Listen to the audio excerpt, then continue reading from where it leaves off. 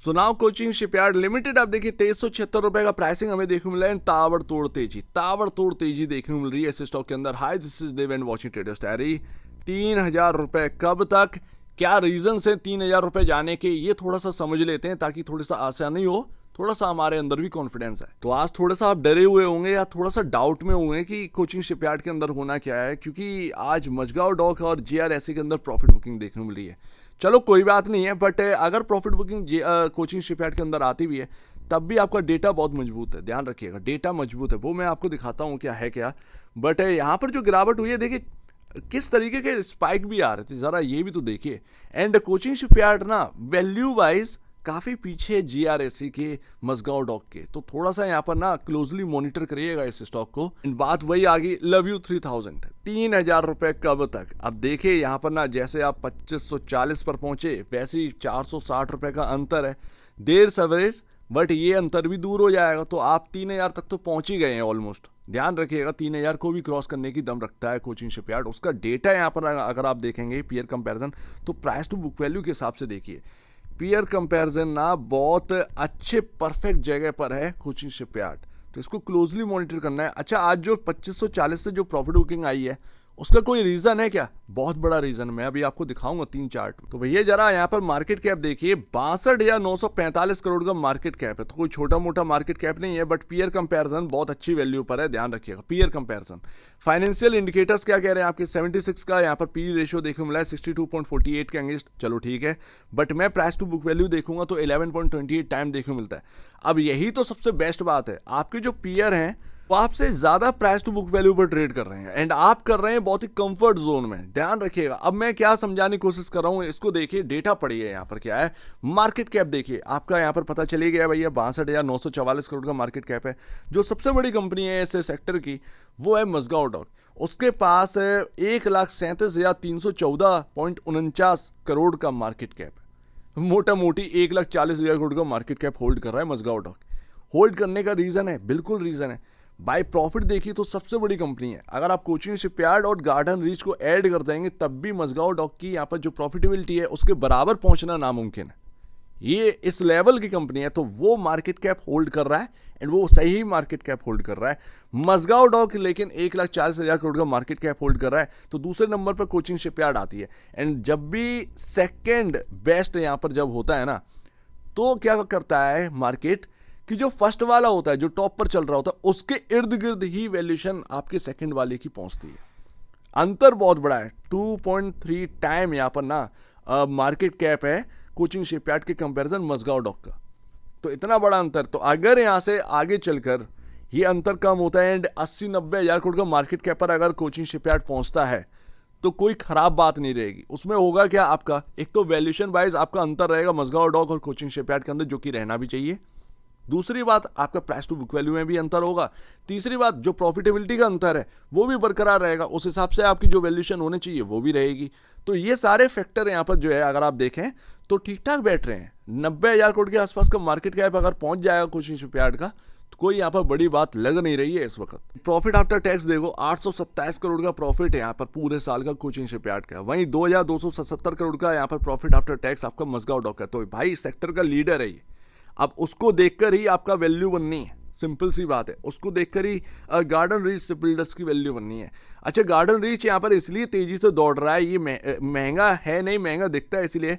Bye market cap अगर आप देखेंगे तो यहाँ पर आपको एक अपॉर्चुनिटी नजर आती है कि छोटा मार्केट कैप है इन दोनों के कंपैरिजन, तो आगे चलकर जैसे जैसे अर्निंग बढ़ेगी तो वो बड़ा कॉन्फिडेंस में यहाँ पर रहता है ये stock. Price to book value के हिसाब से सबसे ज्यादा यहाँ पर price to book value trade कर रहा है जीआरएससी 17.89 टाइम पर, वो बात यहाँ पर आ जाती है। अब चलो उसको छोड़ते हैं, मजगांव डॉक को देखते हैं। 17.29 टाइम पर है, कोचिंग शिपयार्ड चल रहा है 11.28 टाइम पर। मेरा मानना ये है कि लमसम अगर 14 टाइम पर अगर कोचिंग शिपयार्ड ट्रेड करेगा प्राइस टू बुक वैल्यू पर तो कोई गलत बात नहीं है। तो इसीलिए मुझे लग रहा है यहाँ पर कि ये सारी जो चीज़ें हैं ना, वो लग रहा है कि भाई 3000 कोई बड़ी बात नहीं रहेगी ये कोचिंग शिपयार्ड के अंदर, देर सवेर बट 3000 पूरा हो ही जाना है, या 3000 को हम सरपास करके भी ऊपर बढ़ सकते। चलो ये तो फंडामेंटल बेसिस पर बात हो गई कि कंफर्ट जोन में कोचिंग शिपयार्ड, कोई डरने की बात नहीं है, कोई बहुत महंगा नहीं है, ये बात अपने को समझ में आ गई है। इससे बढ़िया और कुछ नहीं हो सकता। अब यहाँ पर आप चार्ट समझिए, आज का जो 2540 से जो प्रॉफिट बुकिंग आई है वो क्यों आई है। ज़रा इस पैटर्न को देखिए, ये है इन्वर्टेड डब्लू, इसके मिड पॉइंट तक आप पहुंच गए थे। जब भी आपको इन्वर्टेड डब्लू मिलेगा एंड इन्वर्टेड डब्लू बनते ही अगर यहाँ पर स्टॉक के अंदर बहुत बड़ी गिरावट आती है तो वापस से जब हम उसको कवर करते हैं, उस जगह तक पहुंचते हैं, तो इन्वर्टेड डब्लू का जो मिड पॉइंट है वहां पर आप जो है एक बार प्रॉफिट बुकिंग अनुमत देखेंगे ही। कोई भी स्टॉक हो, प्रॉफिट बुकिंग जरूर कहीं ना कहीं आपको देखने मिलती है, हाईली चांसेस होते हैं, एंड वही चीज आज कोचिंग शिपयार्ड के अंदर हुई है। अच्छा, यहां पर सपोर्ट कहां पर है भाई, 2200 और 2100, क्योंकि अब एक बड़ा स्टॉक है, हाई बीटा स्टॉक है, तो 100 रुपए की रेंज कोई बड़ी बात नहीं रहेगी। ये 2200 और 2100 ये काफी इंपॉर्टेंट रहेंगे आने वाले टाइम में कोचिंग शिपयार्ड के अंदर। तो अगर यहां से थोड़ा सा गिरावट आती हुई तो एक होप यही है कि 2200 से 2100 के बीच में ये गिरावट रुकेगी एंड वहां से थोड़ा सा घूमने की कोशिश करेगा। तो ये बात यहां पर क्लियर है, क्योंकि हम एक ना रेजिस्टेंस को तोड़कर हम आगे निकले हैं। 2200 के आसपास आए थे, वहां से एक प्रॉफिट बुकिंग आई थी एंड उसके बाद हमने देखा था 1700 रुपए के आसपास का प्राइसिंग। वहां से जब हम चले तब यहां पर हमने जो है इसको क्रॉस किया ना, तो जो रेजिस्टेंस बन गया था वो अब सपोर्ट की तरह काम करेगा। तो इसीलिए यहां पर ना 2200 और 2100 काफी इंपॉर्टेंट रहने वाला है। लाइन चार्ट है आपके सामने, इससे और आप डिटेल में समझ सकते हैं। ये आपका मिड पॉइंट है, ठीक है, ध्यान रखिए ये जगह। अब अगर आप देखेंगे तो उसके इर्द गिर्द से ही आपकी प्रॉफिट बुकिंग आई है, बिल्कुल 2452 के आसपास ये था। वहां से 100 रुपए ऊपर यहां पर ना 2540 तक गया एंड एकदम से कोलैप्स हुआ।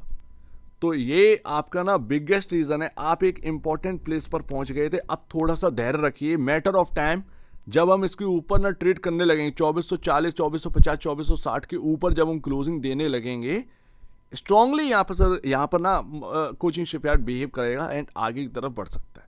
तो ये ध्यान रखिएगा, मैटर ऑफ टाइम, इंपॉर्टेंट जगह तक हम पहुंच चुके हैं। अब यहां से थोड़ा सा कंसोलिडेट करके चलना स्टार्ट करेंगे तो पॉसिबल है कि जो 3000 की बात कर रहे हैं लोग, वहां तक हम पहुंच सकें। एंड लास्ट तो देखिए यहां पर ना काफी इंपॉर्टेंट रहेगा अब ये देखना भाई, मूविंग एवरेज अभी बहुत पीछे है। मूविंग एवरेज अभी आपका ना ये है 1620 पर, हम चल रहे हैं 2392 पर, तो बड़ा डिफरेंस है, मूविंग एवरेज काफी पीछे है। बट हम एक इंपॉर्टेंट जगह जो मैंने आपके सामने बना के रखी थी 1885, उस जगह से ही चलें, और सिर्फ 3 दिन में ये यहां पर ना ये कमाल करके रखती है।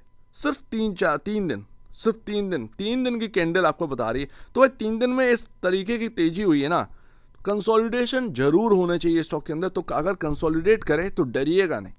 एंड बस अभी यहां पर ना 2200 2100 ये काफ़ी इंपॉर्टेंट रहेगा।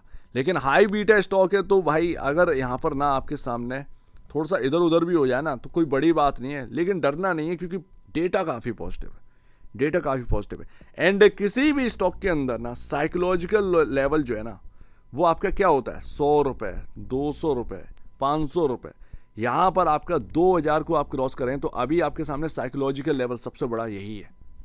तो मुझे लगता है कि यहाँ पर अगर गेम करवाया मार्केट के अंदर एंड वो 2100 से नीचे भी लाए, तब भी आपका सपोर्ट करने के लिए 2000 रुपये का लेवल स्टैंड कर रहा है।